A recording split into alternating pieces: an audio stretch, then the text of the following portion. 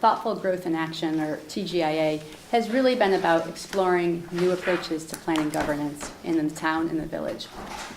The genesis of this project, I think, initially came out of Heart and Soul of Essex, where there was a broad interest in having a shared vision across the town and the village, but also some questions and concerns about whether the current planning governance structure supported that potential.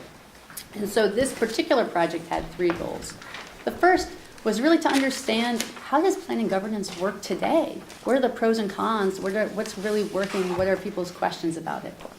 The second was to have a conversation about what kind of changes might we be able to make to improve governance in a way that really respects the unique identities of both the town and the village.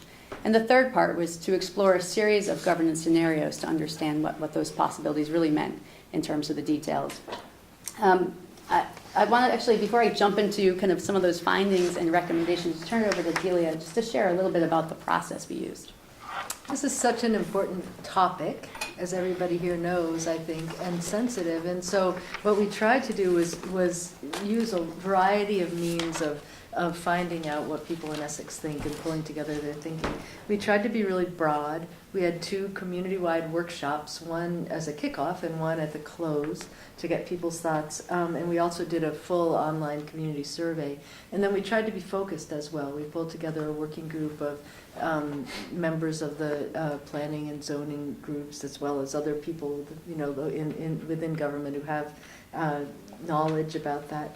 We put together the working group that Ariana was just talking about, many of whom are here, and we made the decision early on to welcome anybody who wanted to serve on that working group to the group, which meant that we had 24 people ultimately serving on the group. And I think, though that was a little cumbersome at times, I think it really benefited us. We had such a diversity of opinions, and you know, you get 24 people on a group and you're meeting regularly and you think that what's going to happen is participation will decline, and it didn't. We averaged over 80% at every single meeting. It was an extremely dedicated group, and in fact Ariana did a little math and figured out that that was the equivalent of $13,450 worth of time that the more or less that the working group put in. So a really dedicated group.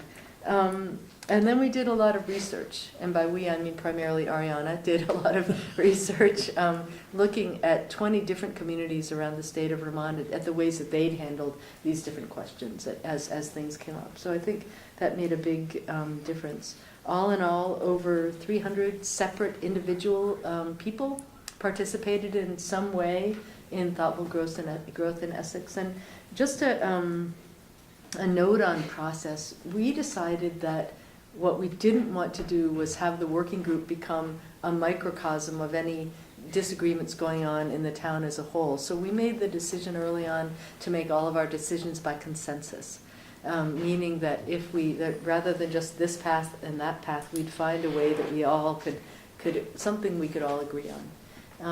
And we continued the conversations until any decision got what we called above the orange line, until nobody was going to block it. Everybody could agree with it. And I think that made a really big difference in the outcome.